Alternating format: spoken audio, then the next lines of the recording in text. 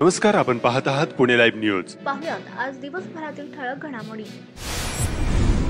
जमिनीच्या मिळालेल्या पैशाच्या वादातून नात्यातील दोघांनी एका तरुणावर कोयता आणि कुऱ्हाडीने सपासप वार करून निर्घुण खून केल्याची घटना चाकणजवळ बिरदवडी तालुका खेड या ठिकाणी सोमवारी दिनांक 15 जानेवारी रोजी सायंकाळी 5:45च्या सुमारास घडली आहे.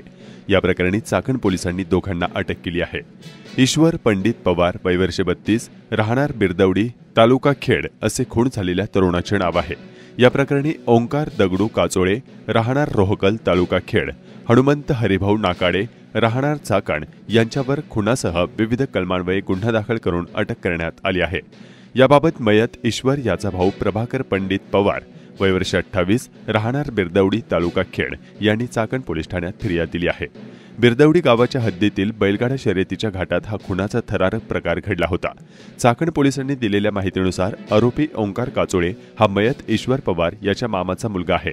सोमवारी सायंकाळी 4च्या सुमारास ईश्वर हा त्याचा बैलगाडा घेऊन घाटामध्ये सरावासाठी गेला होता. त्यावेळी आरोपी दुचाकीवरून आले.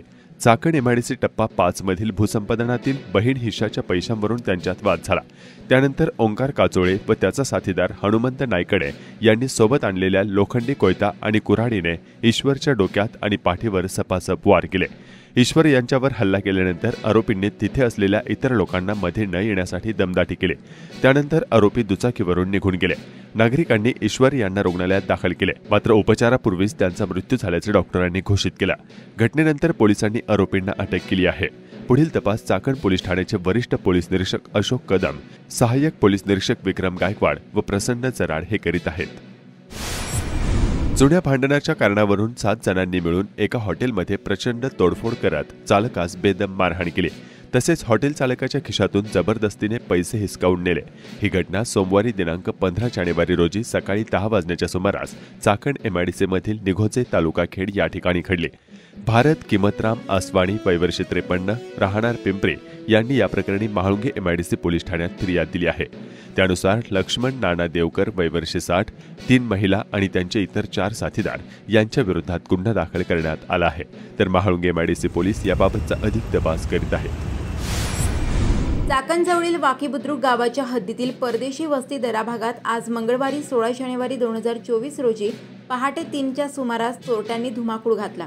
अनेक घरांच्या कड्या तोडून घरातील सोने आणि रोकड लंपास केल्याचे स्थानिक नागरिकांनी सांगितले. संपूर्ण परिसर चोरट्यांच्या दहशतीखाली असल्याचे चित्र पाहावयास मिळत आहे. मी सुनील जयसिंग परदेशी, कुठे राहिला? वाकी खुर्द दारावस्ती. इथं आमची इंग्लिश मीडियम शाळा आहे. आम्ही तिथं राहिला आहे काय. आणि आमची शाळा थोडी दिवस बरेच याच्यामुळे बंद आहे. कशामुळं? कोरोनामुळं. आम्ही संतोषगड, आम्ही पार्टनर, आमचं सगळं व्यवस्थित आहे.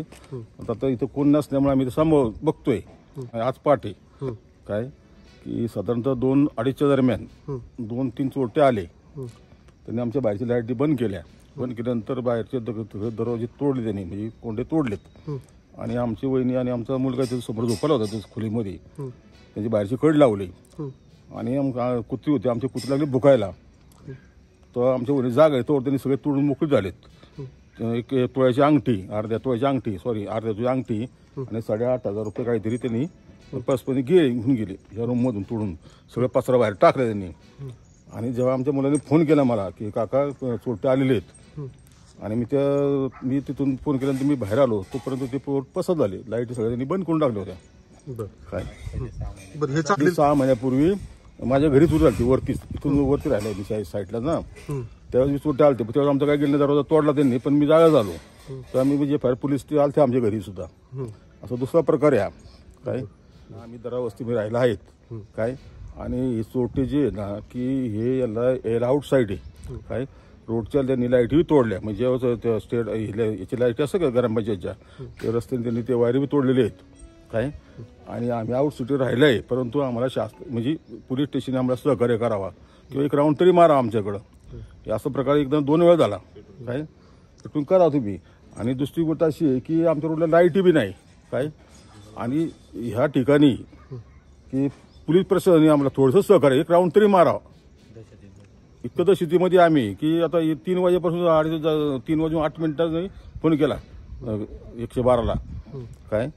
तर आम्हाला त्याकडे फक्त एक राऊंड तरी असावा काय करणार? मारून डोकं जर मारलं तर काय करणार? नशिबाने आम्हाला मारलं नाही. डोक्याचे लागलं तर आम्ही काय करणार? पैसे कोण देणार आम्हाला किंवा दवाखान्यात खर्च कोण करणार? नशिबाने त्यांनी नेलं, काय नेऊ द्या. पण जर मारहाण केली तर आम्ही तरी काय करणार? पैसे आणायचे कोणचं जबाबदार कोण आहे? तरी माननीय पोलिसांना मी विनंती करतो, एखादं राऊंड तरी मारा आमच्याकडं.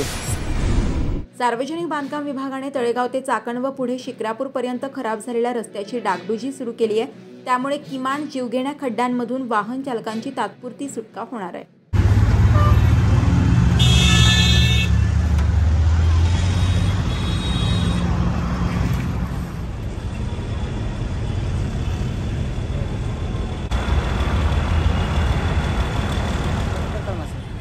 मधुकर कळमासे डांबरीकरण चालू आहे. कुठं पॅचेसवर कुठून शिक्रापूर टू चाकण ताळेगाव म्हणजे हे मेन रोड हायवेला. कुठं म्हणजे कुठं कुठं करताय तुम्ही काम?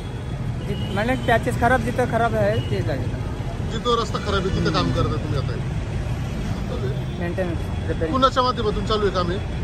आपलं ह्याचं PWDचं स्पीड भरधाव कारने दुभाजकाला धडक देऊन विरुद्ध दिशेने जात एका दुचाकीला धडक दिली. ही घटना रात्री 9 वाजताच्या सुमारास पुणे नाशिक महामार्गावर चाकण येथे घडली. गणेश राजाराम शिंदे वय 35 राहणार चासकमान तालुका खेड असे जखमी दुचाकीस्वाराचे नाव आहे. त्यांनी या प्रकरणी चाकण पोलीस ठाण्यात फिर्याद दिली आहे. त्यानुसार विष्णू नामदेव कुराडे वय 27 राहणार चाकण याच्या विरोधात गुन्हा दाखल करण्यात आला. राष्ट्रीय महामार्ग प्राधिकरणाने निविदा प्रक्रिया सुरू केल्याने नाशिक फाटा ते राजगुरुनगर चांडोली टोलनाका दरम्यान पुणे नाशिक महामार्गाच्या रुंदीकरणाला अखेर मुहूर्त मिळालाय. मात्र हा संपूर्ण मार्ग उन्नत एलिव्हेटेड असल्यामुळे प्रत्यक्ष काम सुरू होऊन ते पूर्ण व्हायला किमान 3 वर्षे लागू शकतात. तोपर्यंत वाहतूक कोंडीचा सामना करावाच लागणार आहे. पुणे नाशिक महामार्गाचे राजगुरुनगरपासून नाशिकपर्यंत रुंदीकरण झालेले आहे. मात्र नाशिक फाटा कासारवाडी ते राजगुरुनगरपर्यंत चांडोली टोलनाका रुंदीकरण रखडले आहे. नाशिक फाटा ते राजगुरुनगरपर्यंत नाशिक महामार्गाचे 61 मीटर रुंदीकरण करून उन्नत मार्ग एलिव्हेटेड प्रस्तावित आहे. नाशिक फाटा ते मोशीतील इंद्रायणी नदी पुलापर्यंत पिंपरी चिंचवड महापालिकेकडून भूसंपादन होणार आहे. सध्याचा मार्ग 4 पदरी असून त्याला दोन्ही बाजूला दुपदरी सेवा रस्ता उभारून 8 पदरी करण्यात येणार आहे. एक खांबे उन्नत मार्ग उड्डाणपूल उभारून दोन्ही बाजूस प्रत्येकी 3 लेन असणार आहेत. उन्नत मार्गावरून पिंपरी चिंचवडसह राजगुरुनगरपर्यंतच्या अंतर्गत भागात जाण्यासाठी व येण्यासाठी महत्त्वाच्या ठिकाणी स्वतंत्र रॅम्प असतील. भविष्यात हिंजवडी वाकड पिंपळे सौदागर नाशिक फाटा भोसरी मोशी चाकण असा मेट्रो मार्ग विचाराधीन असणार आहे. जमिनीवर 8 लेन एलिव्हेटेड 6 लेन एकूण 16 लेनचा महामार्ग असणार असल्याचे सांगण्यात येत आहे. नाशिक फाटा ते आळंदी फाटा 16.70 किलोमीटर 3595 कोटी अंदाजे खर्च. आळंदी फाटा ते चांडोली नाका 13.21 किलोमीटर 3931 कोटी अंदाजे खर्च असणार असल्याचे प्रशासनाकडून सांगण्यात आले.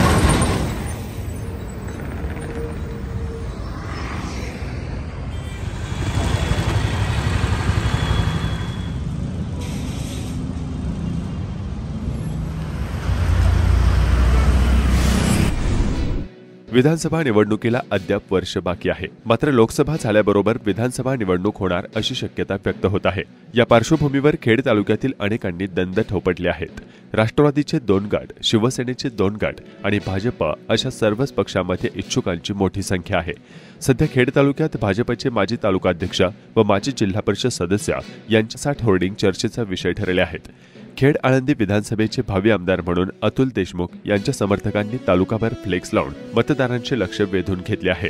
विशेष म्हणजे या फ्लेक्सवर विविध पक्षात कार्यरत असलेल्या कार्यकर्त्यांचा समावेश आहे. कार्यकर्त्यांनी वाढदिवसाच्या शुभेच्छा देताना अतुल देशमुख यांना भावी आमदार असं म्हटल्यानं देशमुखांची विधानसभा तयारी सुरू झाल्याची चर्चा तालुक्यातून होत आहे.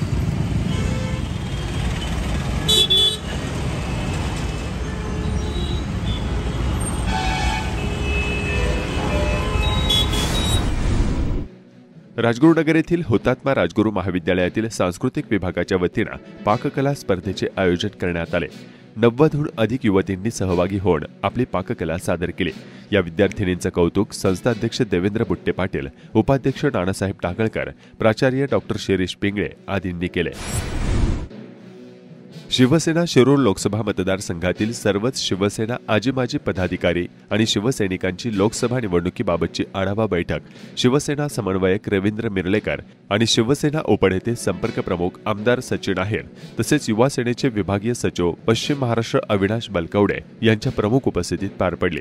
सदर बैठकीत शिवसेना जिल्हा प्रमुख सुरेश भाऊ भोर, लोकनेते अशोकराव खांडेभराड, जिल्हा संघटक राहुल गोरे, तालुका प्रमुख रामदास धनवटे, अमोल पवार, सुलभा उबाळे आदींसह सर्व पदाधिकारी उपस्थित होते। म्हणजे शिवसेना प्रमुखांनी स्थापन केलेली शिवसेना ही कोणाची आहे? हा जर एखादा बाहेरचा माणूस म्हणजे भ्रष्टाचारीच असं मी म्हणेन की त्यांनी पैसा खाल्ला आणि त्याच्यातनं हा निर्णय बाहेर आला। गाडकवाडी तालुका खेड जिल्हा पुणे येथे दापोडी पुणे येथील श्रीमती सी.के. गोयल कला वाणिज्य महाविद्यालयातील राष्ट्रीय सेवा योजनेचे विशेष श्रमसंस्कार शिबिर संपन्न झाले। खेड तालुक्यातील खरपुडी व निमगाव परिसरात गव्हाचे पीक असे जोमात आल्याचे चित्र सध्या पाहावयास मिळत आहे। वाढती थंडी गव्हाला पोषक मानली जात आहे।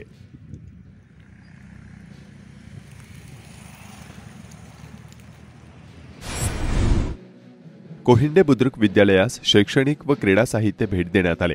गावातील प्रमोद कुटे व माजी सैनिक संतोष कंद यांनी गावाच्या विद्यार्थ्यांचा सर्वांगीण विकास होण्यासाठी शैक्षणिक पुस्तके व क्रीडा साहित्य भेट दिले। नमस्कार, आपण पाहत आहात पुणे लाईव्ह न्यूज।